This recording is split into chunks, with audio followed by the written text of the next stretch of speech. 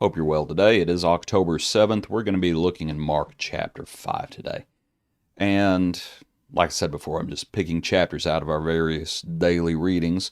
And you can tell that sometimes chronologically we're a little bit out of order, but that's all right. Mark chapter 5. Jesus heals a man with a demon. I hope you're familiar with the account. This is Legion. And so you can tell that we're doing things somewhat out of chronological order. We won't read the whole thing, just for time's sake, as I said. Hope you're familiar with it. But I want to come down and let's see where we would like to start reading today. Verse 13, the unclean spirits went out and entered the swine. There were about 2,000, and the herd ran violently down the steep place into the sea, and drowned in the sea. And so those who fed the swine fled. They told it in the city and in the country, and they went out to see what had happened. Then they came to Jesus and saw the one who had been demon-possessed and had the legion sitting and clothed and in his right mind. They were afraid. Those who saw it told them how it had happened to him who had been demon-possessed and about the swine. Then they began to plead with him to depart from their region, and when he got into the boat, he who had been demon-possessed begged him that he might be with him. However, Jesus did not permit him, but said to him, "Go home to your friends, tell them what great things the Lord has done for you, and how he has had compassion on you." And he departed and began to proclaim in Decapolis all that Jesus had done for him, and all marveled. Okay, why in the world would you ask Jesus to leave? And I think it's pretty obvious. Swine was an unclean animal to the Jews. It's like, what are you guys doing feeding swine? What are you doing? And some folks just don't want to change. Some folks, they just don't want to change.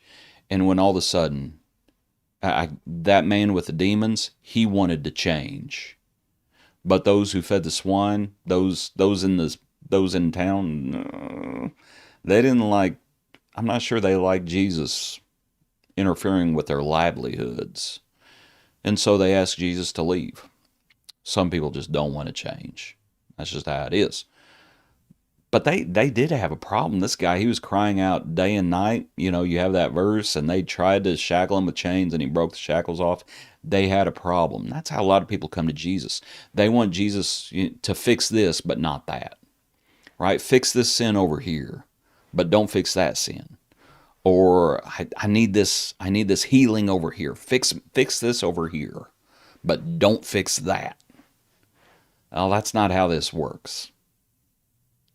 I say that's not how this works. I guess in this case, it almost is how it worked, because Jesus did fix one problem, but then they ask him to leave. But that's how a lot of times people are. Right? Fix this, but leave our pigs alone. Sometimes we get what we want, sometimes we don't. What I mean by that is they ask Jesus to leave, and what does Jesus do? He leaves. The man who had been healed, he asks if he can come with Jesus, and Jesus did not permit it. He says, "No, you need to go home and you need to talk. You need to tell your friends everything I've done." And he does. He does. Sometimes we get what we want, sometimes we don't, and we better make sure that we want the right thing and that we're ready to obey the Lord. You know, I was thinking about the pigs run down into the sea and they're drowned. And I was thinking about verse 18. He got into the boat and he's going back across the sea. I was thinking about that picture. What I mean by that is the pigs were in the water. The pigs were in the water. So as the boat is leaving, that would have been quite the spectacle. We've all seen videos or pictures of dead bodies in the sea. And there they are, and they're floating and bloating. And it's just horrible. That would have been quite the scene as they got into the boat and they started to depart. Because I bet they could see there were 2,000 swine. That's a lot of pigs. What a scene that would be, leaving the dead pigs behind. Just thinking about another account. You know the account of the and it's the parable of the demon that is cast out and then comes back and finds the house empty, swept, and he brings the other demons, and the end is worse than the beginning. They ask Jesus to leave, and Jesus leaves. You know, I would not want Jesus to leave, because Jesus was the only one who could deal with Legion. He's the only one who can deal with Legion.